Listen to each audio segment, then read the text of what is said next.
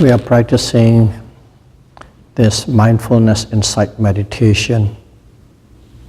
Okay? In one way, the reason we practice this is to know the truth. The truth, sissa.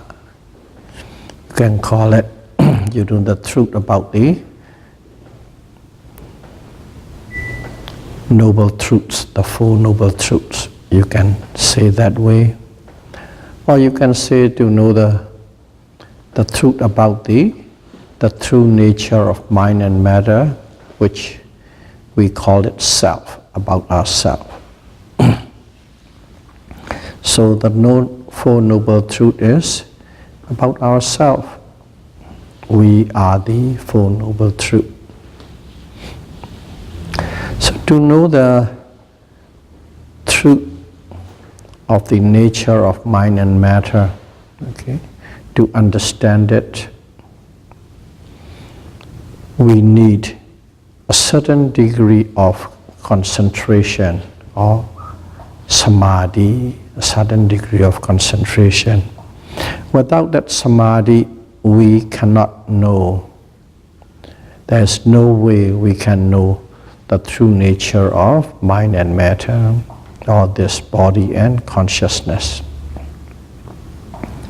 So we all know, if we like to establish a concentration, what do we need? We need the correct mindfulness, and so on. So we practice this mindfulness, Satipatthana, full foundation of mindfulness. Some of us been practicing for about a year, some practicing for about 10, 20 years. But regardless how much we have been practicing, how long we may have been practicing, okay, whether 1 month or 10 months or 10 years, okay, we've been mindful, we've been mindful, we've been mindful. We observed, and in our daily activities we are quite aware of whatever we are doing. Regardless how much we might be mindful, okay, if we cannot establish concentration, samadhi, if we cannot establish concentration, we will never know the truth of the true nature of mind and matter. So that's why there are some people practicing for 20, 30, 40 years, the whole life, but they never come close to knowing the true nature of mind and matter. And they are really working hard a whole time because their mindfulness, okay, do not march into concentration. Without concentration, one would never know the true nature of this mind and this body experientially. So that's a key point one need to know. Okay? So in here, concentration become the key. Concentration become the key to understand, to unfold the true nature of mind and matter. That's why when we practice mindfulness, full foundation of mindfulness, we need to observe deeply, penetratively, closely, and precisely and accurately. Only then concentration is established. So it seems like, so easy, but at the same time, we are so far if we do not do that. Okay, how can we know that concentration is established? Okay. And especially in this practice, when we say concentration, it's called momentary concentration. That is what we are trying to establish, not jhanic concentration. Jhanic concentration, because you went into the jhanic state. There's a total stillness, nothing but stillness, quietness, and peace. And whatever the object you are observing, you absorbed into it and you become one with the object. So you know there is a concentration. Quite obvious and quite easy to verify. But how can we know or understand that we have this momentary concentration while we are practicing this mindfulness? The way to gauge is, now let's see, you are observing. Let's talk about the most simple objects that we are observing. The rising movement of the abdomen, falling of the movement of the abdomen. Also in walking, lifting movement, pushing movement, dropping movement. And while you are observing these objects, okay, slowly and slowly, repeatedly, again and again and again, then you observe, and while you're observing, suddenly there's a rising movement you're observing. You distinctly become aware of the beginning of the movement. And also, you are quite clear about the stages, many stages, many different stages of movements. And then you are acutely aware of the end of that movement. In other words, you know the beginning, you know all the stages, and you know the end. And not only one noting. And those kind of awareness, okay, not stillness, not quietness, not being absorbed into it, but simply knowing every successive stage from the beginning to the end, beginning to the end, beginning to the end. You can see it, you can feel it, you can observe it continuously for some time. Let's say 20, 30 minutes, continuously, no break. Okay? And at the same time, there's no quietness. At the same time, there's no stillness. And if you can feel, see, sense that way, you have established the momentary concentration. That's how you know. But don't expect stillness and quietness. There's no stillness because it's a movement you're observing. That is one way of seeing things, whether you have established concentration or not. Even though there is no stillness and quietness, very, very active with all the movements, and many other things, of course. It might be suddenly a chill or a cold, but you are distinctly aware of when the chill arises and disappears, when the heat arises and disappears. But we are simply talking about the main objects. If that's the case, you have already established the momentary concentration which is required for this meditation. That's one way looking at it. And another one is, you have seen the beginning, so to speak, middle stages, and the end.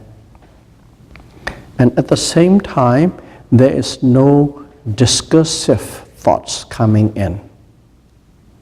During that, let's say 30 minutes, there is no discursive thoughts. What is discursive thoughts? Discursive thoughts mean thoughts associated with wants and desire, wants and desire, something that you like, and also thoughts associated with aversion, anger, irritation. You can sense those feelings, those sensations. And if you are sensing these aversions and irritations, and also feeling being pleased and wants and very comfortable, that means you have discursive thoughts. Those do not arise without the thought. Because of the thought, these sensations arises.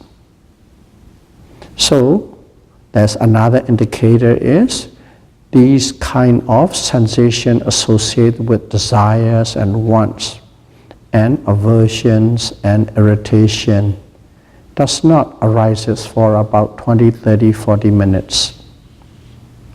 So that's one of the way to look at it. But don't think that there is no thoughts at all.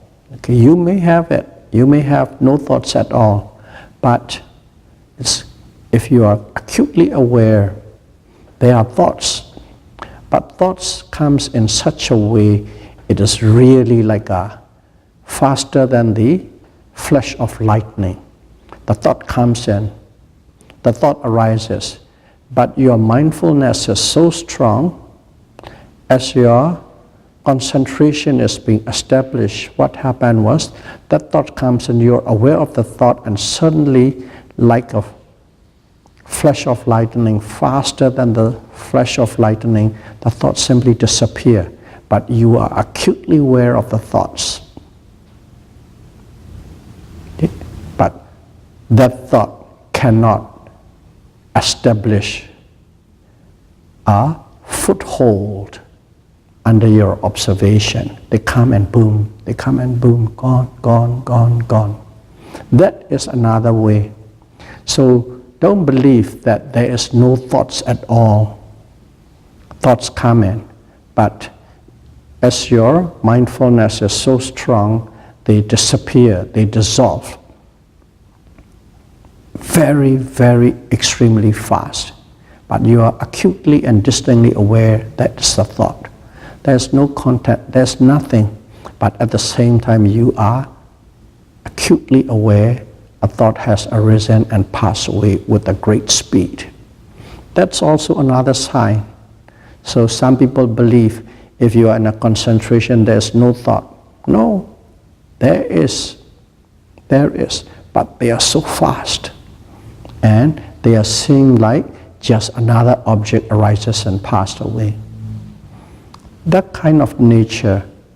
And these are the indicators that you have established momentary concentration strong enough to unfold the truth of the mind and body.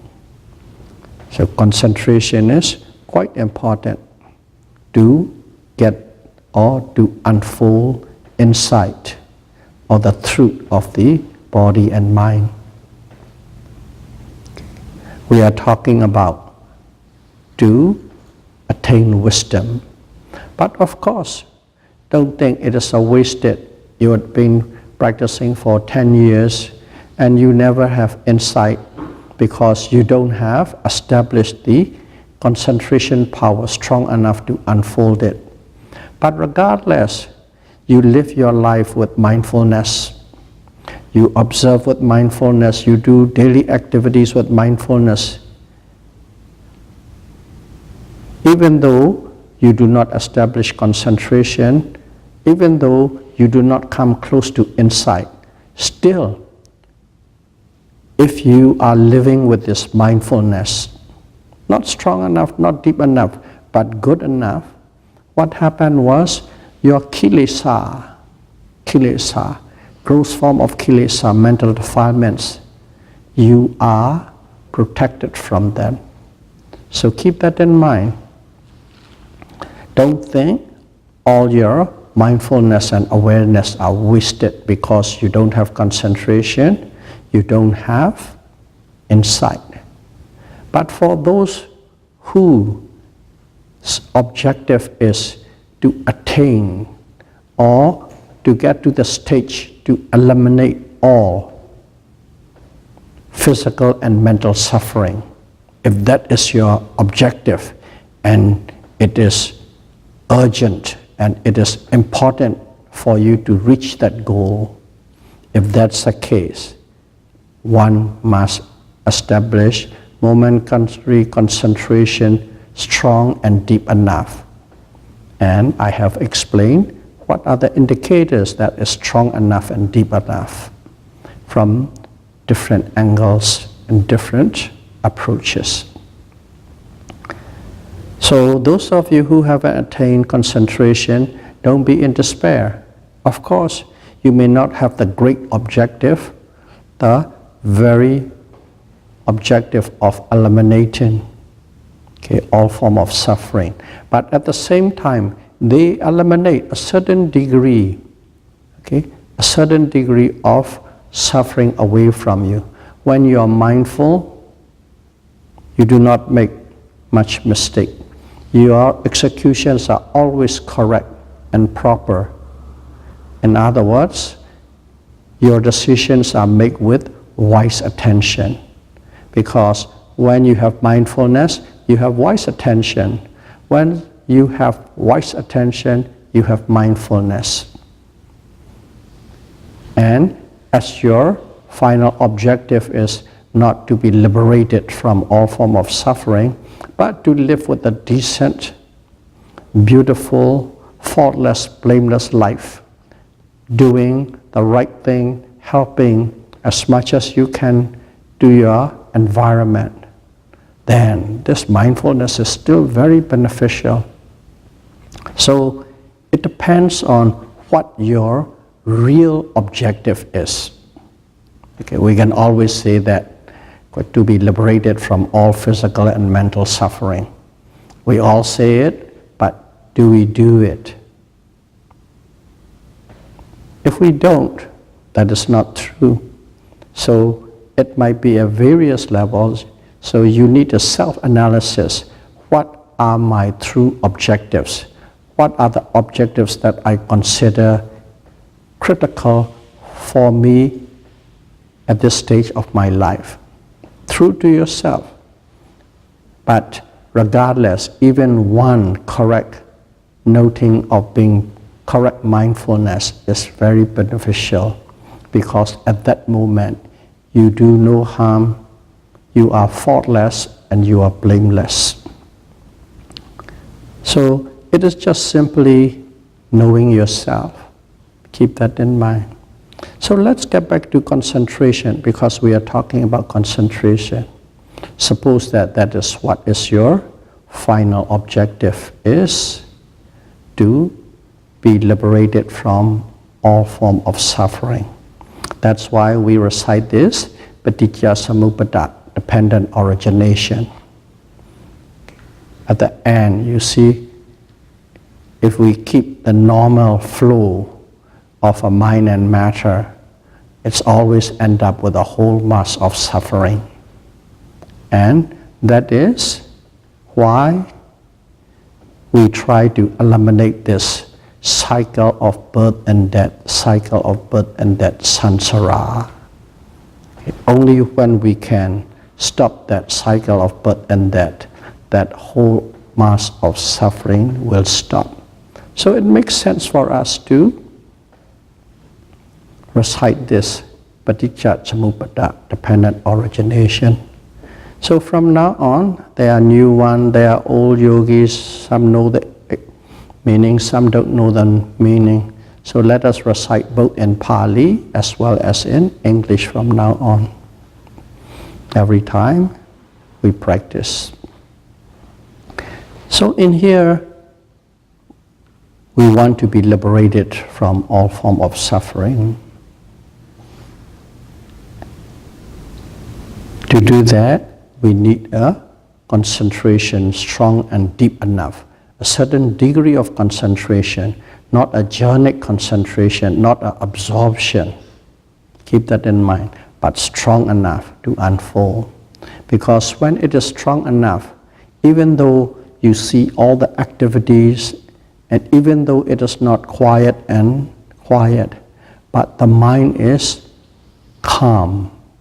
The mind is calm. The mind sees everything, the mind is engaging everything, but the mind is calm. Why? At that moment, there is no lobha, dosa, or moha. No greed, no anger, no delusion at that moment. That's reason.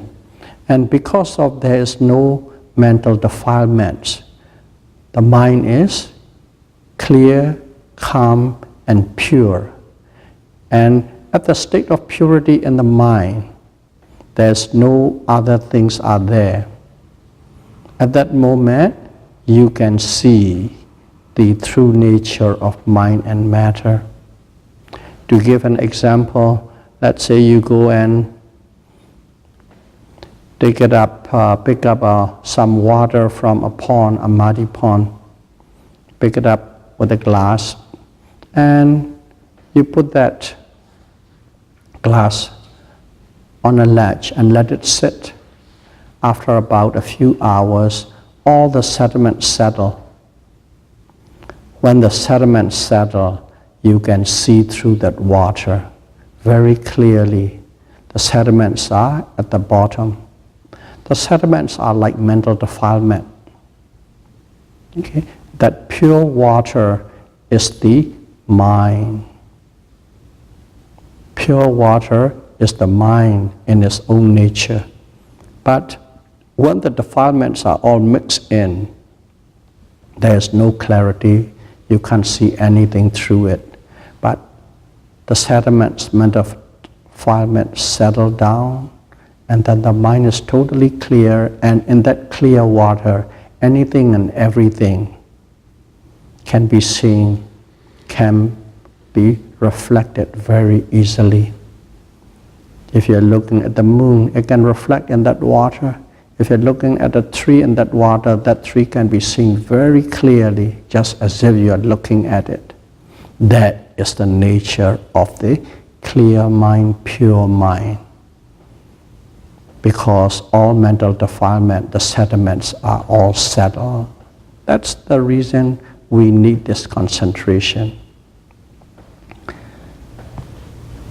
So we know how important this concentration is to be able to understand the truth of the mind and matter, the truth about ourselves. So, as it is important, okay, now we keep saying this is important, this is important. What are the signs of this concentration? We all know these aspects, but how do we achieve it? Okay, and we already know how to achieve it. We have to observe in such a way we created a correct, perfect mindfulness, samadhi. Okay, to do that, of course, we also know we have to apply great effort. Okay, and also we know to put a great effort, we must have a desire and confidence. We all know cause and effect, cause and effect, cause and effect. So that is nothing new to us.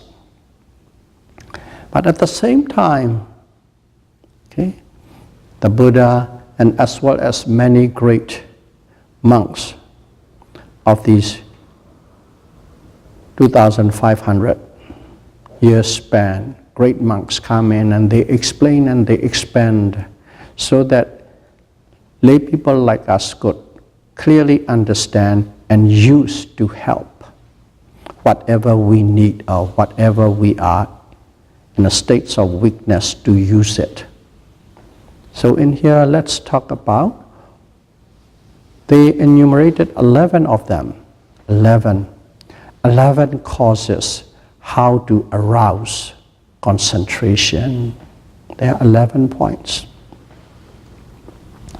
Again, by now you all know, whenever I talk about the great perfect moment, okay, the deepest moment, as well as the daily life. I try to approach the whole spectrum of life, because we are all with different mindset and different nature and different objective.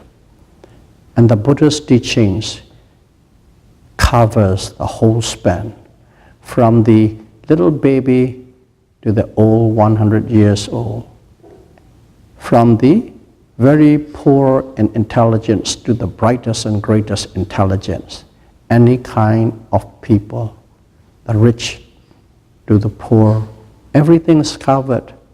So I try to present the whole spectrum the best that I can. First and foremost, you'll be surprised, the word. What is the word? The word is called cleanliness. Okay? Factors that will help you directly or indirectly to arouse concentration. Cleanliness. Whether you are at home or whether you are at the retreat, cleanliness is needed. Okay?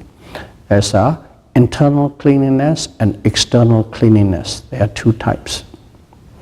Internal cleanliness is, of course, the simplest one is keeping yourself fresh and clean, not dirty. Okay? Brushing your teeth, cleaning your mouth, having a bath or a shower, keeping it clean, and wearing clean clothes. That is totally on an external basis. But one thing is internal cleanliness. Again, we are talking about the body, not the mind. Is you keep your body regular, not constipated, not having diarrhea. Digestion is okay. That is the keeping your internal organs clean. That is cleanliness, internal. It is emphasized more on the body. Okay, the body, your physical body itself. That's a cleanliness. Whether you are at home or whether you are on retreat, that is required. The way you live, the way you keep your body. And then also your environment. The room that you live, the place that you live, must be keep clean and tidy. Proper order, not a mess. You don't just keep your bed messed up or the bed sheets just go in any direction, it's good, or anything falling down. The chaos, that is even a bedroom basis. And also the meditation area. Okay? Keep your meditation area always neat and clean, tidy, not left leaning or left right leaning, or not forward leaning or back leaning, all your cushions and stuff. When you get up, make a concerted effort with mindfulness to keep it nicely, not the paper spreading in any direction, or your cushions, your blanket properly placed. Everything is done with mindfulness. You are not losing any concentration, any mindfulness if you do with full mindfulness and awareness.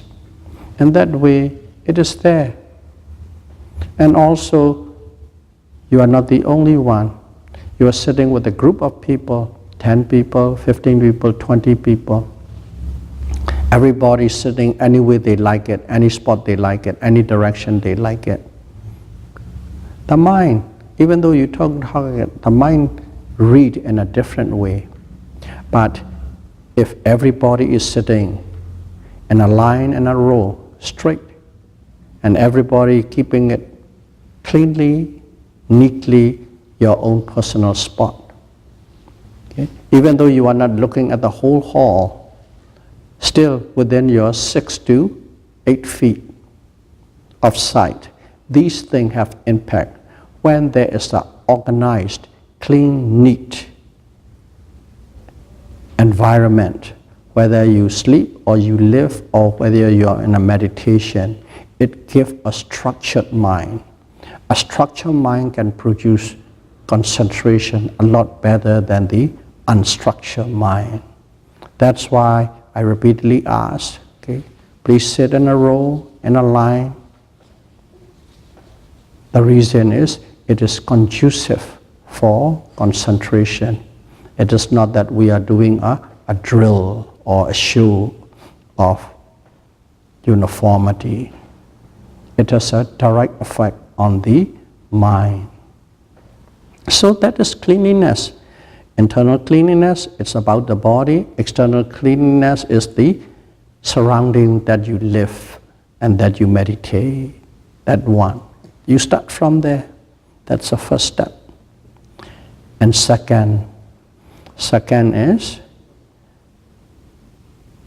now you are developing concentration. To develop concentration, what are you doing? You are practicing mindfulness insight meditation.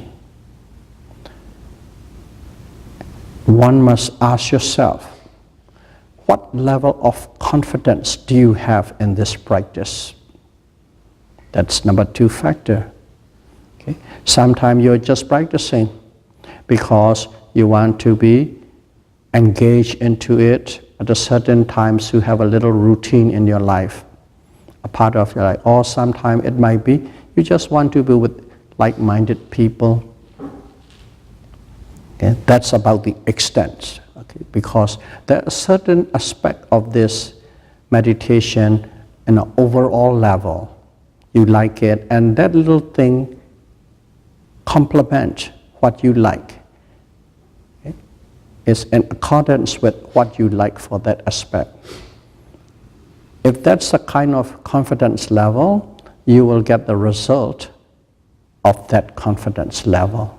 You will get good friends and clean, neat, and do things together, and little peace and little happiness. That's one level. But one thing was, if your confidence level is, this is a really good method. I've practiced quite some time, the results are good. And then what? Whenever you have confidence and you know, number 1, how to do it, and you know, number 2, what kind of result or benefit you can expect. Okay? You haven't got yet what you can expect. So in there, the benefits. You really want the benefits that has been declared or announced that you can attain by practicing this. You really want that benefit. You really like that objective and goal. And when you have that desire and when you believe in the system or the method,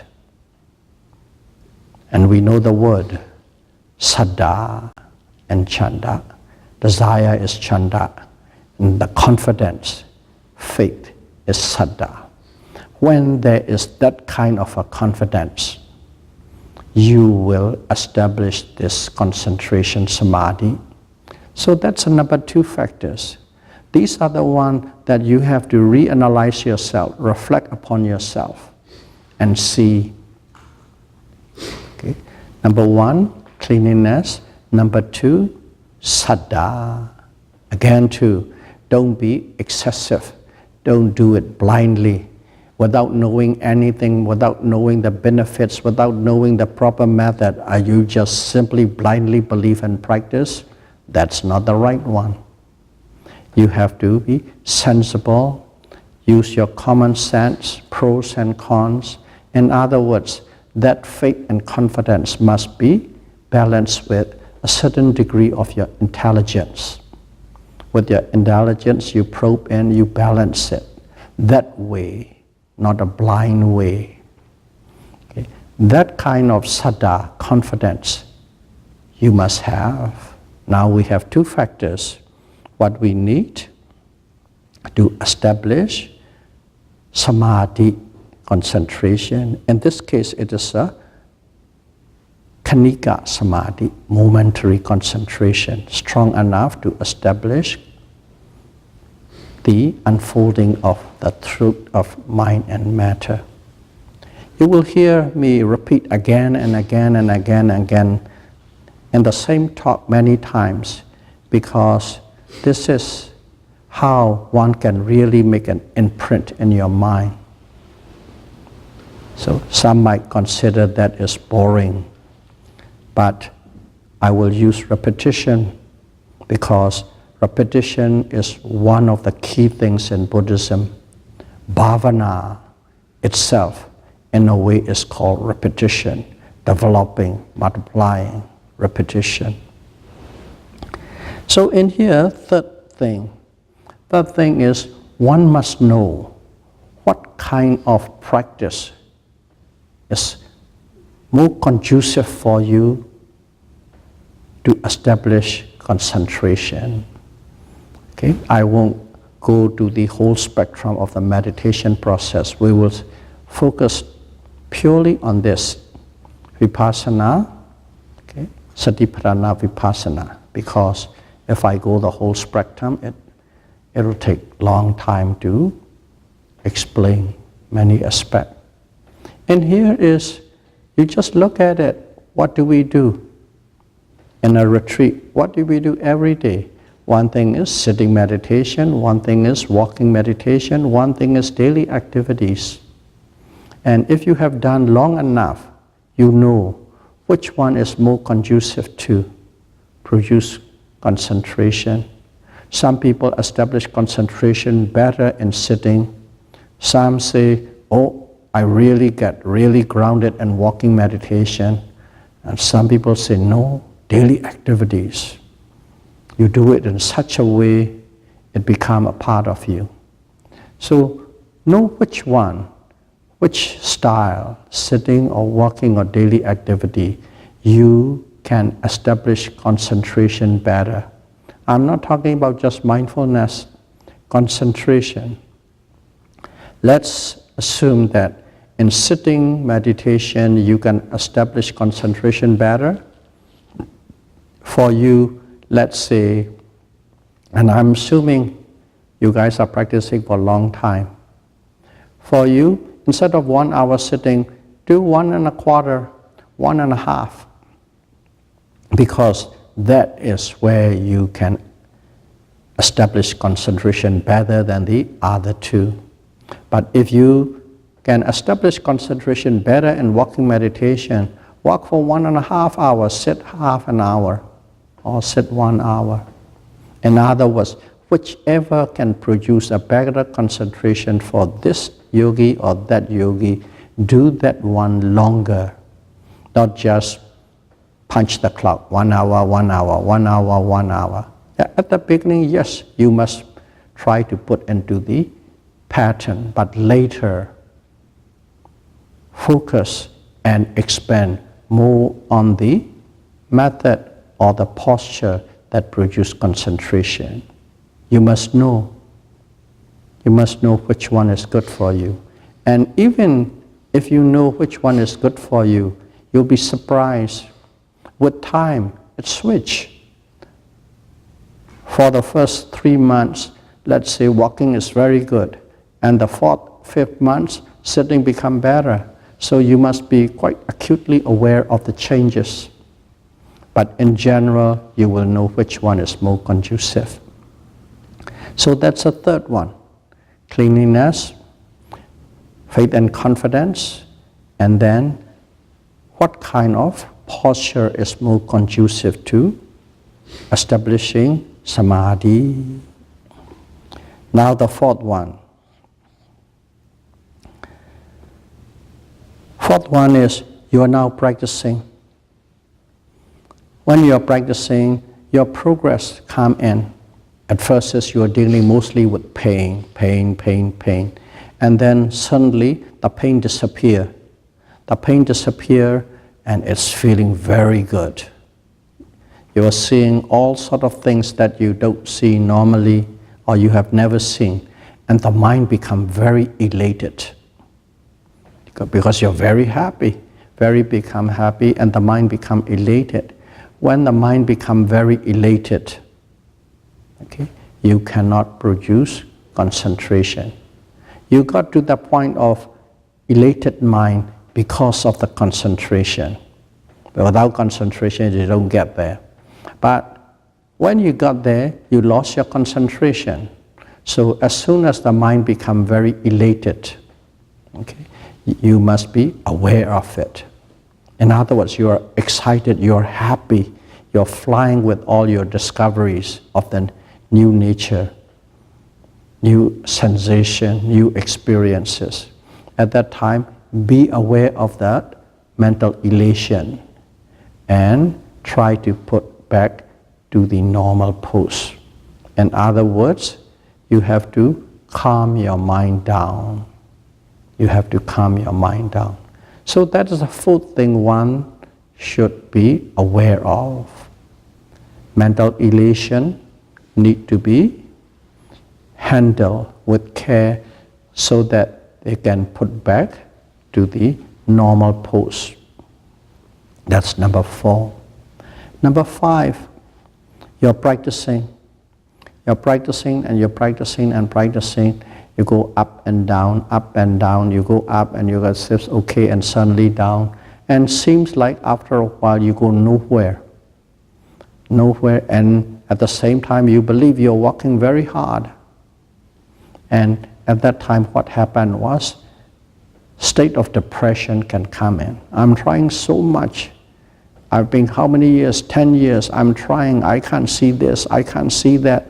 I can't feel this. I can't feel that. Oh. And then at the same time there's a feeling, oh, this is the right thing to do. I know this is the right thing. This is the correct thing. So you don't leave. But at the same time, as you do not experience anything, what happened was you become depressed, depressive, depressed mind. In the depressed mind, if you practice with the depressed mind, you will never get that concentration. But in here, okay, in this particular method, you have to work together, hand in glove with the teacher. If you are depressed, you just say depressed. And even if you know, okay, because I worked so hard for how many years and I don't get anywhere, that's why it's happening, just say it out. Because reporting is anything and everything that you are feeling, that you are experiencing, that you are thinking has and must report. When you reported that, the teacher will work together with you to lift up your depressed mind. So that is number 5. Number 6. Number 6 is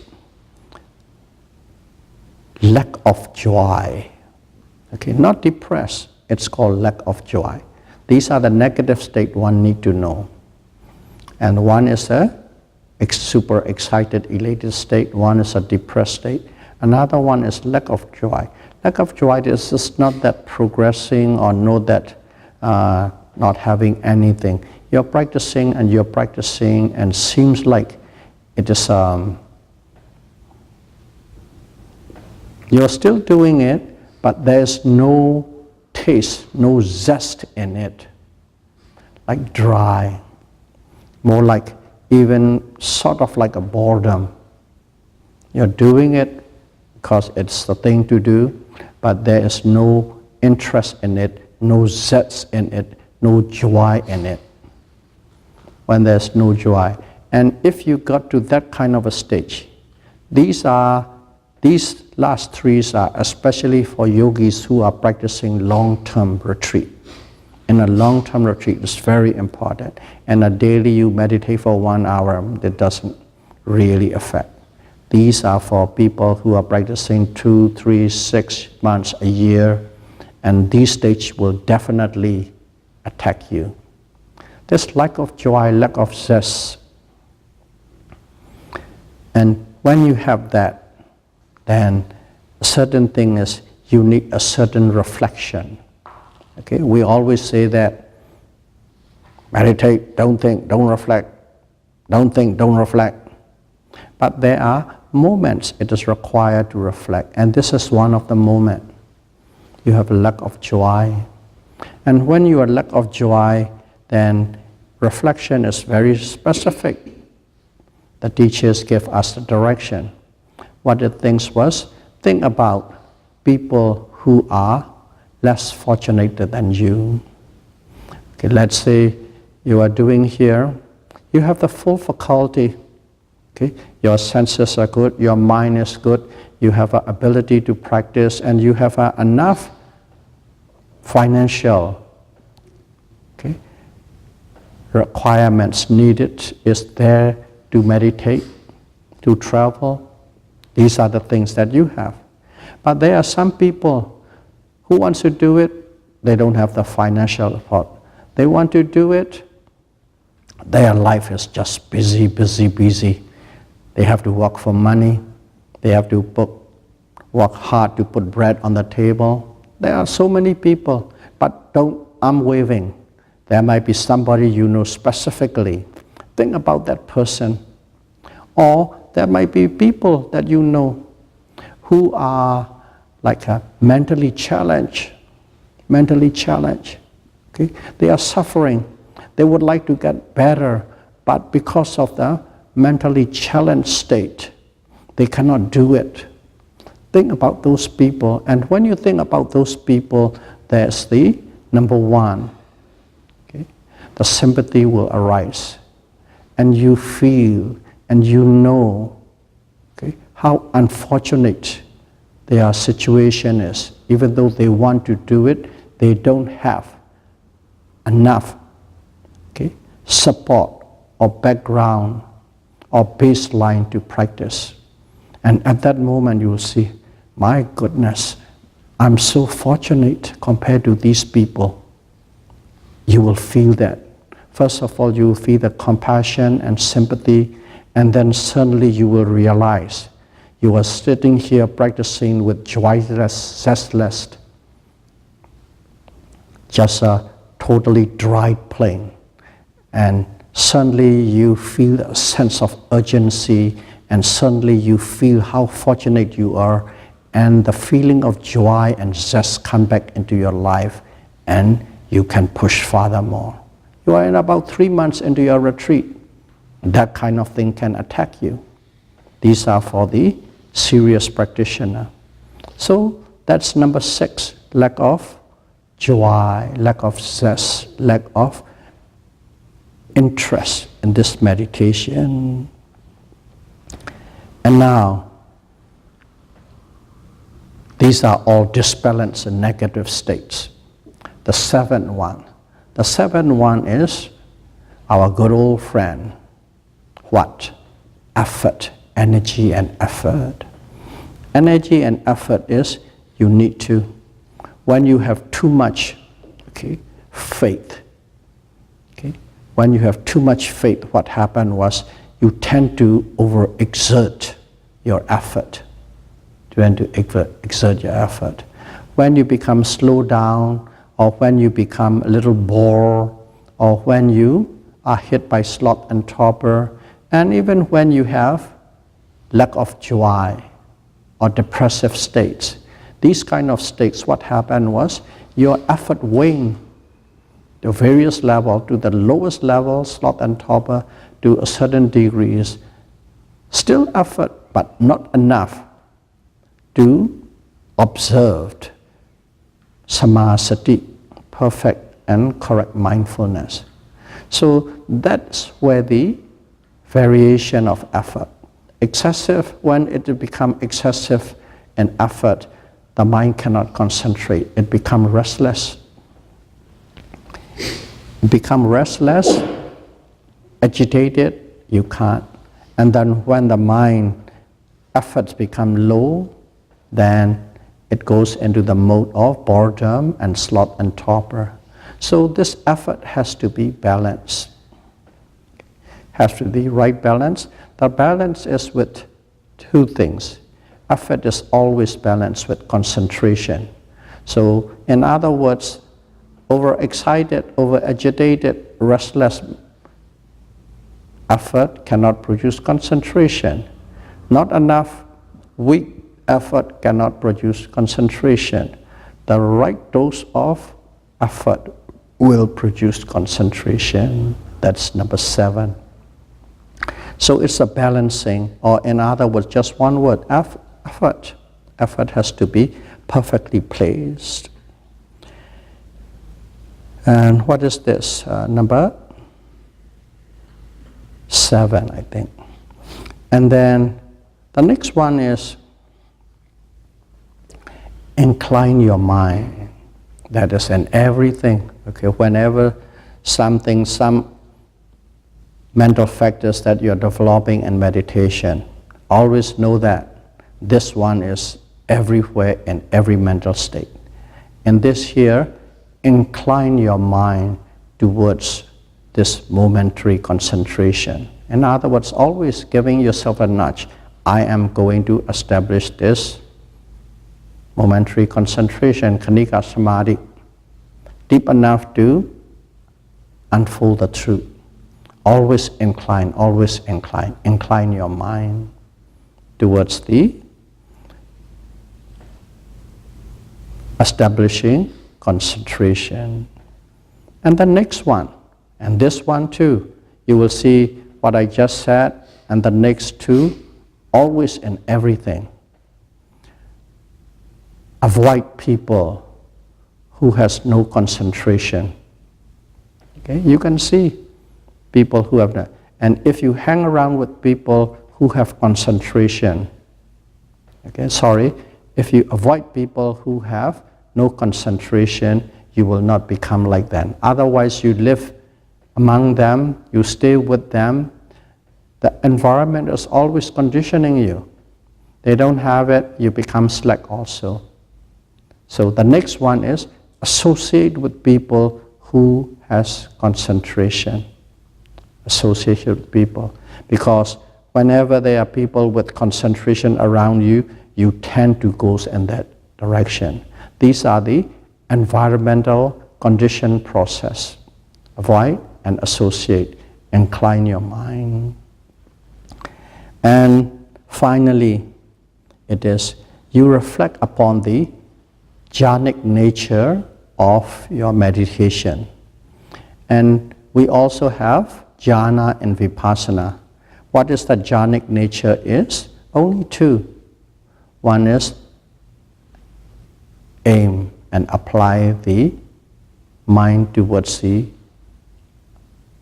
object that is arising at the moment. That is one, which you can equate with vitakka, application of mind to the object. And the next one is vichara. You stay with that object from the beginning to the end. That is the vipassana jhana. Only two, not 5. Only 2. And what it is if you have experienced that before, but now you cannot establish, you try to recall that experience. You try to simply think about that experience you had. Reflect about that experience you had. Recall it, and through that you can go into the concentration zone. If you haven't experienced anything of that nature, think about somebody, because you'll be talking with friends and kalyana metta, your meditator friends or your teachers and so on, who has already established these kind of jhanic state. And think about them, think about their composure, think about their manners, think the way they handle. By thinking so, you become more conducive towards that concentration. So altogether there are 11 points. Okay? So if we have to summarize it, cleanliness, number 1. Number 2 is saddha, faith and confidence. Number 3 is vipassana, supporting factors in which kind of posture you can produce your concentration. Number 3. Number 4 is subdue your elated mind. Number 5, uplift your depressed mind. Number 6, okay, if there's no zest or joy in your meditation, produce it by reflection. That's number 6. Number 7, effort, balance with concentration. In other words, Balance your effort to be in a perfect mode. Number 8, incline your mind towards the production or producing concentration. Number 9, avoid people with no concentration. 9, associate with people with concentration. Number 10, okay, no, number 9, number 10. Incline is number 8, avoid is 9, associate is 10, and the last one is reflect all about the jhanic nature of the meditation. So those 11 will directly or indirectly support you to produce concentration. So why do we do that? Because only with that concentration we will be able to know the truth of ourself, the truth of this body and consciousness, the full noble truth. May all of you be able to practice Satipatthana Vipassana meditation, and may you be able to establish right concentration and unfold the true nature of mind and matter as soon as possible. Sadhu, sadhu, sadhu. Sharing merit. Imaya dhammanu dhammapati patiya Buddham bujemi. Imaya dhammanu dhammapati patiya Dhammam bujemi. Imaya dhammanu dhammapati patiya Sangham bujemi. Adha imaya padipatiya jara maranamma primochaisami idame punya aswekya vahang hotu idame silam megaphala nyanasa pichyo hotu imano Punya bhagam sabba sadanam dema sabbe sada sukhita hontu. Sadhu, sadhu, sadhu. Buddham bujemi. Dhammam bujemi. Sangham bujemi.